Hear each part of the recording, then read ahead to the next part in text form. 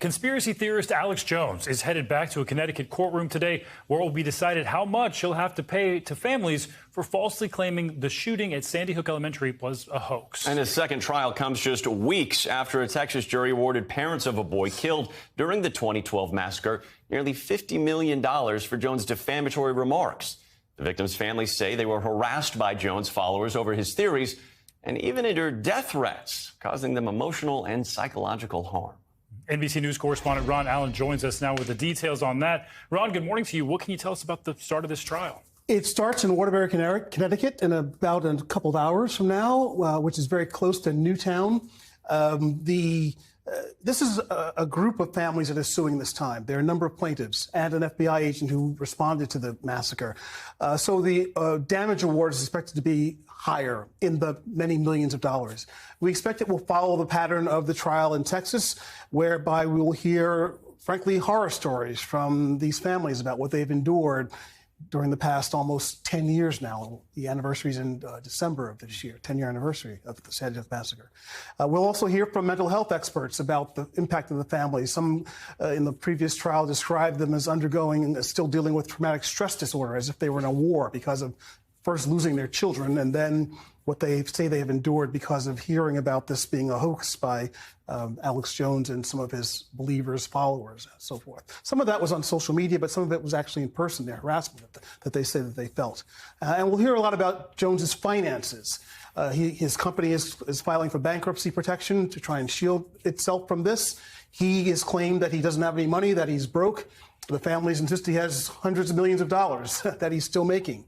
And to some extent, that's a lot of what this is about, trying to bring him down financially, to knock him off the air, to end his end his info wars or whatever you call it, and to shut him down, basically. And Ron, you mentioned the finances here. Court recently ordered him to give about $50 million to just one of the parents of one of those 26 children killed at Sandy Hook.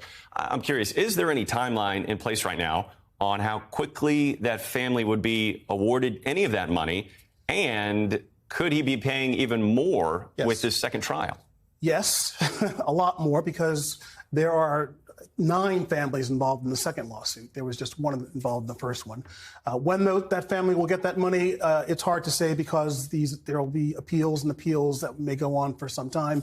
And Jones insists that he does not have the money. That part gets very complicated. So when they will actually see any money is unclear. And I would think for the families that that's not really the big point of this, the money. The point is that they got Jones in court to say that in fact, the Sandy Hook massacre was not a hoax. Admit the truth. Admit the obvious. I mean, when you think about it, I mean, of all the mass shootings that have happened in this country over the years, that one involved school children. 20 of the victims are first graders and 6 educators.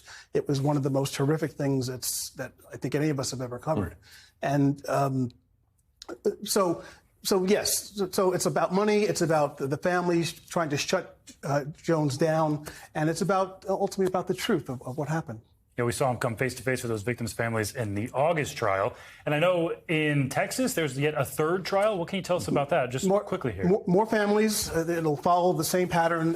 Why there are different suits is unclear to me, but the bottom line is that the families are suing him in courts in Texas, where his company is based, in Connecticut, where they, of course, live and where all this happened.